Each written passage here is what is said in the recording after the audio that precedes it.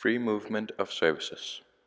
The development of free movement of services has mirrored that of the single market as a whole, set out in the Single Market Balance of Competence Review. The free movement of services covers both the freedom of establishment for individuals and companies to provide services in another member state on a permanent basis, and the freedom to provide cross-border services to a recipient established in another member state on a temporary basis. The latter may involve cross-border movement by the service provider or the recipient, or, in the case of services delivered online or at a distance, no cross-border movement by either party. EU nationals.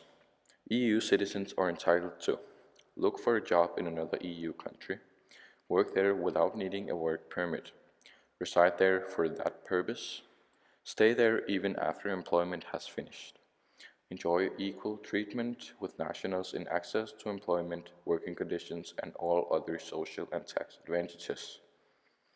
Services are crucial to the EU economy.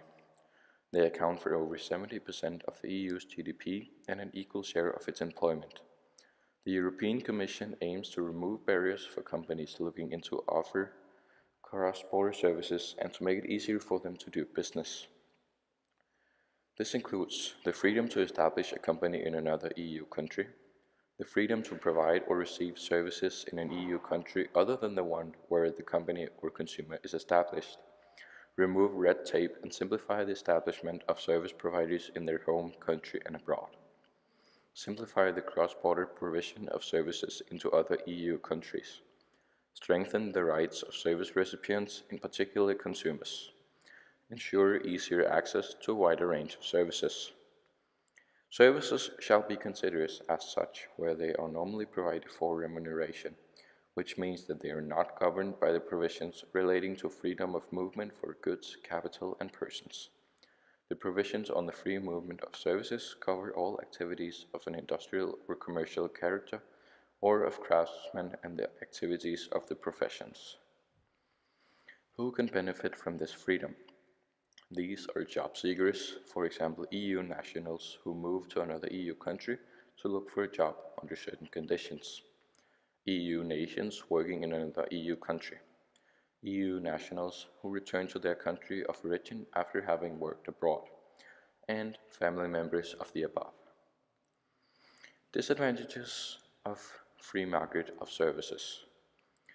Reasons for why it's difficult for service providers to establish themselves in another member states and provide services in those member states.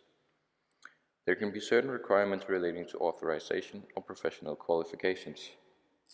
There can also be certain restrictions on the use of a certain legal form for the service provider, the length and complexity of the procedures.